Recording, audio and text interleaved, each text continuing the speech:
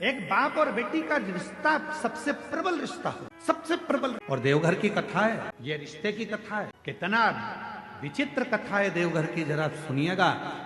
शायद बाबा बैद्यनाथ की कथा आपने सुनी कि नहीं सुनी हमको नहीं मालूम, पर आज अगर मौका मिला है तो इस कथा को जरूर सुन। क्या रिश्ता था? माँ कौशल्या जी ने सुकौशल जी और अमृत प्रभा जी, कौशल्या जी के पिताजी और माता जी ने कौशल्या जी को शंकर की आराधना कर, कौशल्या मैया शिव जी की आराधना में ली। कहते हैं आनंद रामायण वर्णन करती है कि कौशल्या मैया एक मिनट भी शंकर की भक्ति के बिना रह नहीं पाई। भाव की इतनी शुद्धता थी माँ कौशल्या जी की।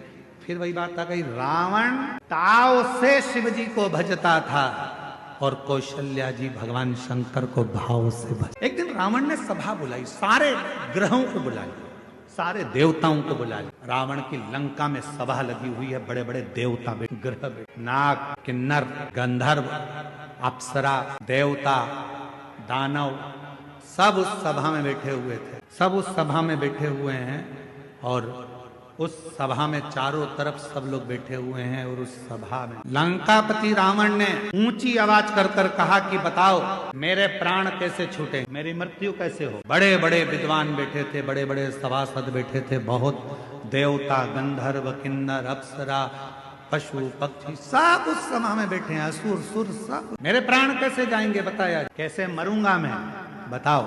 तब किसी ने नहीं बताया।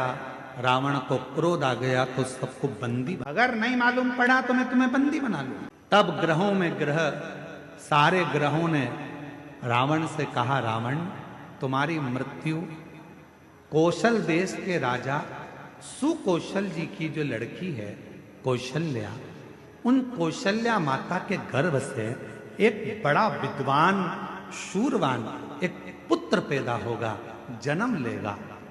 उस बेटे के द्वारा तुम्हारे प्राण छूटे। तो रावण को गुस्सा आ गया, कौशल नरेश, सुकौशल की लड़की कौशल्या और कौशल्या का बेटा राम मुझे मारेगा। रावण ने सभा को विराम दिया, अपने गुप्तचरों को बुलाया, मेरी मृत्यु नहीं होना चाहिए, उसके लिए क्या करा जाए। एक ही काम है, कौशल्या को अपने यहां ले। जब लंका में माता कौशल्या आ जाएगी, कौशल्या अगर लंका में पहुंच गई तो उसकी कोई संतान नहीं होगी, संतान नहीं होगी तो तुम मरोगे नहीं। रावण ने उसी समय पर अपनी सेना तैयार कर कर कौशल राज्य में पहुंच गया और सुकौशल राजा के पास जाकर रावण ने हाथ जोड़कर प्रणाम। रावण समय पर शिव की आराधना नहीं, बाबा बैद्यनाथ की कथा चल रही है, जरा सावधानी। रावण उस समय शिव की आराधना नहीं करता। सुकौशल जी ने देखा कि लंका का राजा रावण आया है, बड़ा प्रबल वीर लंकेश, आइए। कैसे आना हुआ? सुकौशल जी ने जब पूछा तो रावण ने कहा कि हमको आप अपनी पुत्री कौशल्या को लंका ले जाने की आदेश दे। सुकौशल जी मुस्कुराकर बोले कि बेटी हमारी है, हमारी बेटी आज्ञा के बिना हम कोई निर्णय नहीं ले सकते, कोई नहीं, मेरी बेटी की आज्ञा के बिना मैं कोई निर्णय नहीं ले। चार की रावण ने पूछा तुम्हारी बेटी कहाँ है? सुकौशल जी बोले बस शंकर की भक्ति करती है तो अभी शिवालय से आ रही है। जो सामने से बेटी को आते हुए देखा तो कौशल्या इतनी सुंदर थी, माता कौशल्या इतनी सरल थी, माता कौशल्या।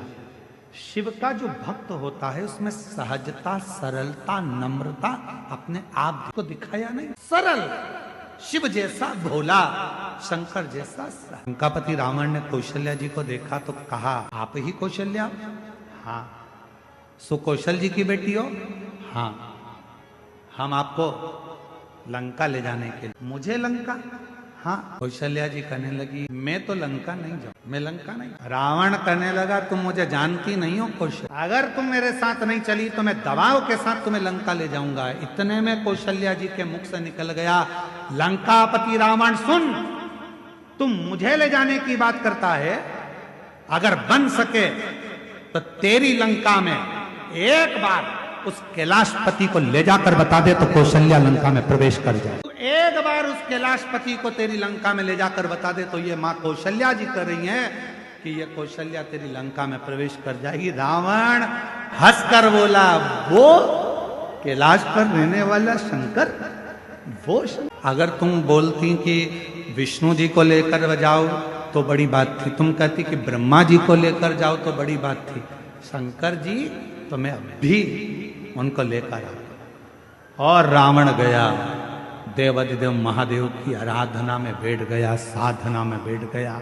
शिव जी प्रसन्न। अब बताओ, भाव में बैठा था कि ताव में बैठा था? भाव में नहीं बैठा ना, काय में बैठा था? ताव में। अब मैं ले जाकर मानूंगा। लग गया रावण पीछे। शंकर भगवान प्रसन्न नहीं हुए, तब रावण को लगा कि ऐसे नहीं मान। रावण ने अपना शीश काट कर देना प्रारंभ कर दिया। 9 शीश कट गए रावण। 10वां शीश था। शिव जी सामने आकर खड़े। रावण, क्या चाहिए तुझको? रावण कहता है, बाबा मैं तुम्हें लेने आया हूं, तुम मेरे साथ लंका। शिव जी कहने लगे, ऐसे तो मैं लंका जा नहीं सकता, मैं लंका ऐसे जा नहीं सकता, चलना तो पड़ेगा।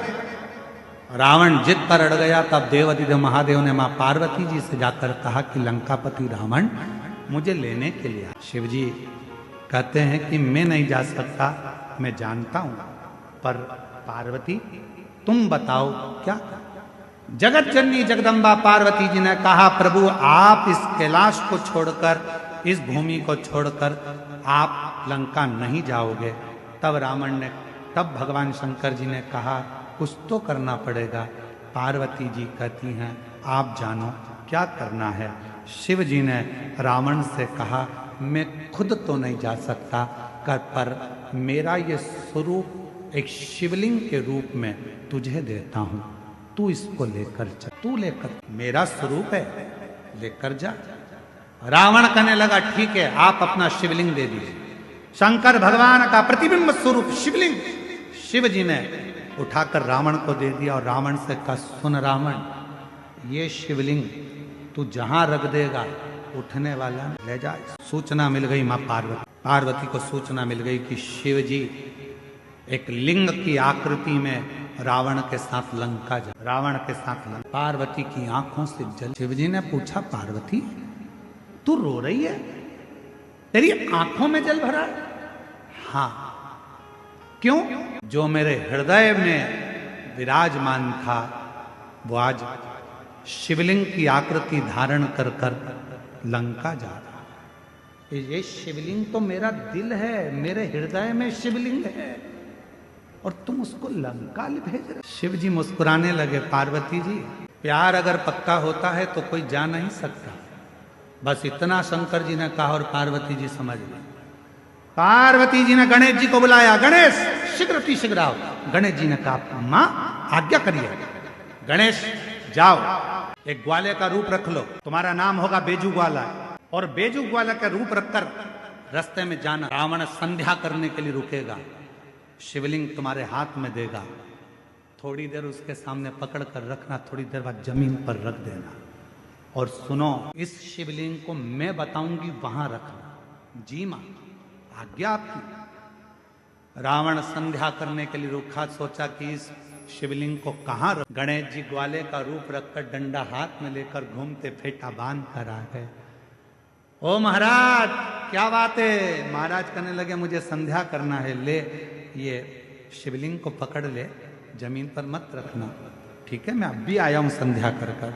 जो गणेश जी के हाथ में, बेजू ग्वाले के हाथ में शिवलिंग दिया। गणेश जी ने मां से पूछा, मां आप बताओ शिवलिंग कहाँ रखूं? माता पार्वती ने कहा, जब मैं सती बनकर जन्मी थी, ये शिवलिंग मेरे हृदय में बसता है। जब मैं सती बनकर जन्मी थी, मेरे पिता दक्ष प्रजापति के यज्ञ में पहुंची थी और यज्ञ कुंड में मैंने प्राणों को त्याग दिया था। मेरे पति शंकर भगवान ने मेरा शरीर कंधे पर धारण कर तांडव किया था। भगवान विष्णु ने सुदर्शन चक्र उठाकर मेरे शरीर के 51 टुकड़े कर दिए थे। वो टुकड़े में से एक हृदय इसी भूमि पर गिरा है, उस हृदय के मध्य में ये शिवलिंग ले जाकर रख दे, बस वहीं में बैठे। उस हृदय के मध्य में ये शिवलिंग रखाना चाहिए। भगवान गणेश जी महाराज बेजू ग्वाला पार्वती जी के कहने पर मां सती के हृदय को ढूंढने लगा। भगवान गणेश जी समझ नहीं पाए कि माता सती का हृदय कहां है। तब गणेश जी को साधना करने में समय लग गया। मां दुर्गा भवानी पार्वती जी खुद प्रकट होकर हाथ में शिवलिंग लेकर ग्वाले के साथ, जहां मां सती का हृदय धड़क रहा था, उस हृदय के मध्य में शिवलिंग को रख दिया। हृदय इतना धड़क रहा था, हृदय इतना धड़क रहा था, हृदय इतनी हाँप भर रहा था कि जो शिवलिंग बेजू ने रखा वो अंदर धसता चले गया, धीरे धीरे अंदर जाता चले गया, जाता चले गया। हृदय में शिव का वो शिवलिंग, वो प्रेम अंदर समाता चले गया।